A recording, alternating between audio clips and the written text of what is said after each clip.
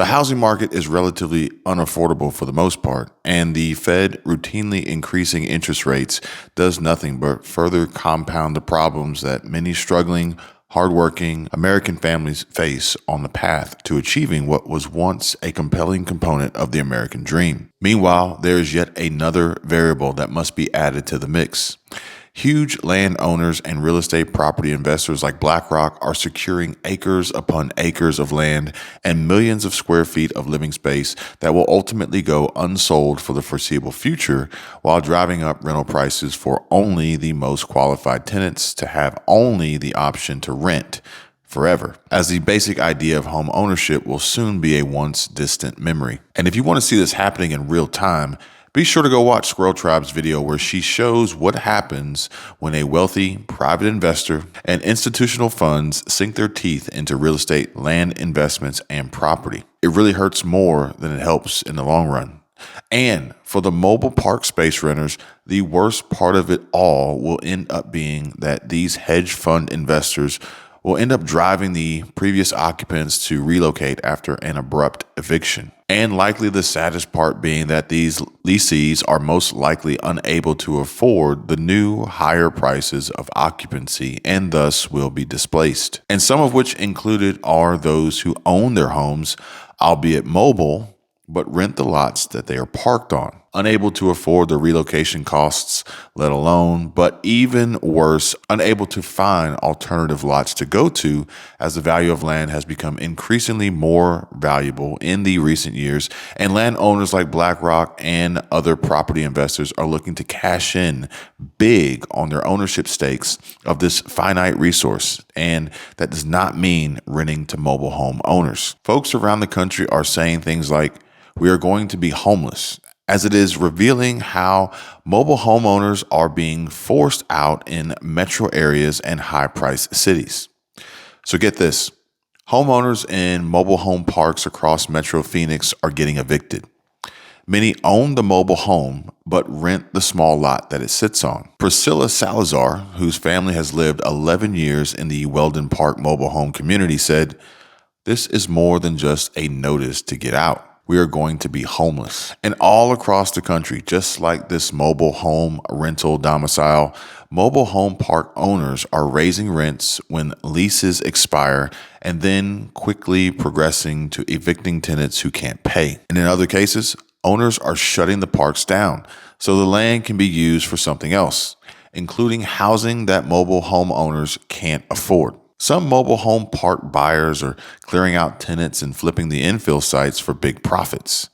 And the overwhelming sentiment, well, we are going to be homeless. So the reality is, private investors are buying up mobile home parks across the country and threatening to raise fees or close the parks altogether, with a very small portion of communities able to stave off eviction and possible homelessness by bringing the mobile home residents together and pooling funds to buy their parks, ultimately protecting themselves from eviction. But that is an extreme rarity for mobile homes, which have long been one of the most affordable housing options for Metro Phoenix residents.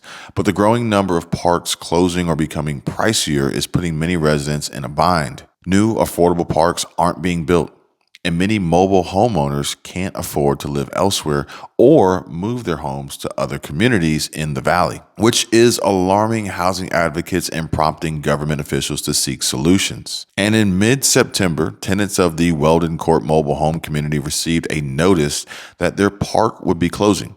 It had been sold for $5.48 million to an investor from California just days before. Tenants were given 6 months to move out. Once a home to so many lower income families, a community where children have grown up in the park, and many tenants of the low income families or seniors on fixed incomes are happy to have a place to call home and rest their heads at night, will be forced out, and some with no place to go. The residents of Weldon Court and 2 other Valley mobile home parks that are evicting tenants or raising rents recently protested at the Arizona Capitol and Phoenix City Council chambers. And at the other 2 parks, residents are fighting their landlords. Owners of Las Casitas, which is now called Beacon at 19th Avenue and Buckeye Road, and Periwinkle at 27th Avenue and Coulter Street. And so odds are, well, let's just say, not in their favor. And I feel market capitalism will prevail for the haves, and eviction will pretty much be the only other option for the have-nots.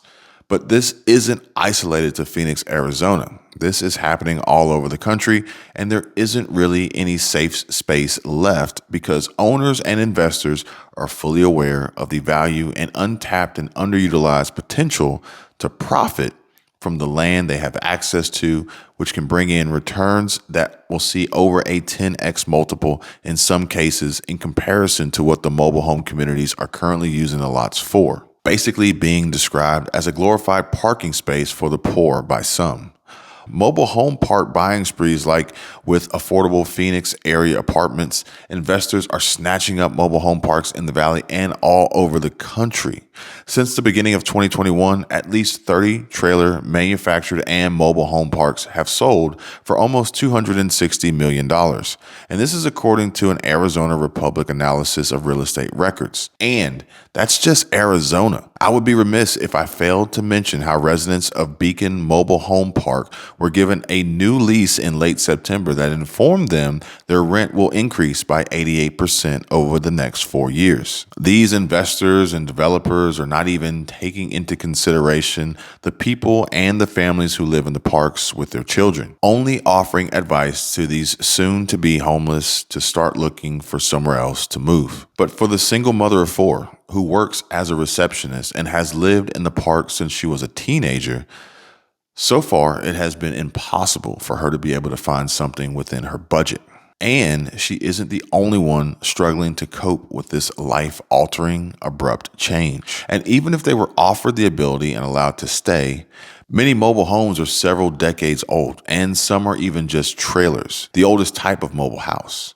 Some of these parks in Metro Phoenix sold since early last year are more than 70 years old, and many parks won't rent to owners of older mobile homes because their houses may not be up to code. Also, some with additions that can't be moved without damaging them. And replacement costs are yet another hindrance, an obstacle almost impossible to overcome for some families. Because the median price of a U.S. mobile home is now $61,400, which is according to a Lending Tree study, that's up 35% since 2016. Added to that cost burden, the typical rent for a mobile home lot in the Phoenix area was about $400 to $500 a month. That was back in 2019. And this is according to housing advocates saying that now rents are rising above $1,000 per lot in some valley parks. And in other states, seeing the same affordable housing collapse, and further making matters worse, some Florida mobile home owners can't get a renewal for their homeowner's insurance policy. So it is looking like some will be forced to abandon their homes due to the cost of moving the units and their older age and required updates to bring them up to code, which are just too far out of reach for these mobile home owners. So what we can deduce from this turn of events and the continuous evolution of real estate, housing, big investor funding from companies like BlackRock, and the further destruction of the lower income society is that major financial changes need to be introduced in households in order to keep up with life's paces, unless real estate and affordable housing reform is introduced, and introduced very quickly before things get way out of hand, and then it's just too late. Some states, cities, and communities are offering some assistance programs to mobile home owners and parcel renters. Please check with your local municipalities for possible supplements and or stimulus aid, and perhaps you may be able to buy yourself some time until a long-term and sustainable solution is in place. And although land, property, real estate, homes, basic shelter is becoming more expensive by the day, it would be prudent, it would be a wise decision to find a way to secure your own piece of land, perhaps, or home, property that you can call your own without the interference of outside investors like BlackRock potentially taking over and displacing you and your family with nowhere else to go. And as always, take care and be safe. I will see you all on the next update.